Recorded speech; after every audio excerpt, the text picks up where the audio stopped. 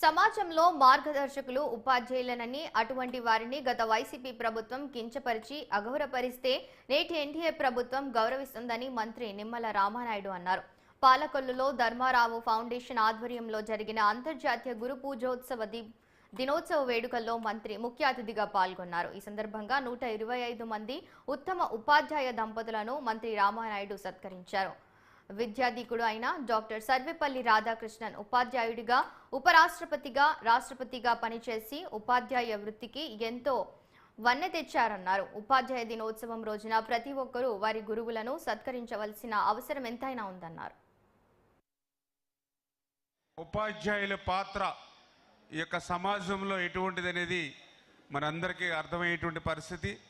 ఎందుకంటే ఈవేళ ఒక ఇంజనీర్ అయినా, ఒక డాక్టర్ అయినా, ఒక సైంటిస్ట్ అయినా, ఎవరినైనా తయారు చేయగలిగినటువంటి శక్తి ఈరోజు సమాజంలో ఒక టీచర్కు మాత్రమే ఉంది.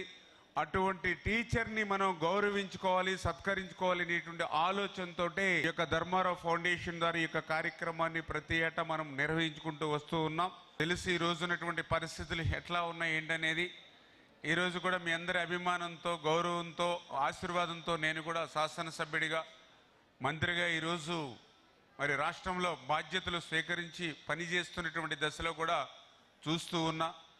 14 లక్షల కోట్ల అప్పు ఈరోజు ఆంధ్రప్రదేశ్ రాష్ట్రంలో పెట్టినటువంటి స్థితిలో, అంటే ఒక రకంగా 2014లో రాష్ట్ర విభజన జరుగుతున్నటువంటి పరిస్థితి కంటే కూడా ఈరోజు గత 5 సంవత్సరాల పాలన వల్ల ఈ రాష్ట్రం ఎక్కువ నష్టపోయినటువంటి పరిస్థితి మనం గమనిస్తున్నటువంటి స్థితి. మరి ఇటువంటి ప్రతికూల పరిస్థితులు, ఇటువంటి ఎన్నో సవాళ్ళు ఈరోజు ఈ రాష్ట్రం మీద ఉన్నప్పటికీ కూడా ఈరోజు చంద్రబాబు నాయుడు గారు, అదేవిధంగా పవన్ కళ్యాణ్ గారు, మరి వీళ్ళిద్దరికీ తోడుగా మరి నరేంద్ర మోడీ గారి యొక్క ఆశీర్వాదంతో మరి ఎన్నో సంక్షేమ అభివృద్ధి కార్యక్రమాలు ఈ 100 రోజుల్లోనే మనం చేసుకుంటూ వెళ్తూ ఉన్నాం. అందులో కూడా పర్టికులర్గా మరి ఏదైతే మరి టీచర్స్, ఉపాధ్యాయులు ఎవరైతే ఉన్నారో వాళ్ళని గౌరవించుకోవడం. ఎందుకంటే మనం చూసాం గత 5 సంవత్సరాల్లో ఉపాధ్యాయుల మీద కూడా గత ప్రభుత్వం ఏ విధంగా కక్ష కట్టి ఆ రోజు ఎన్ని ఇబ్బందులకు గురి చేసిందో ప్రత్యక్షంగా నేను చెప్పక్కర్లా, మీరే ప్రత్యక్షంగా అనుభవించినటువంటి పరిస్థితి గత పాలనలో మీరు చూసినటువంటి పరిస్థితి. ఈరోజు ఉపాధ్యాయుల పాత్ర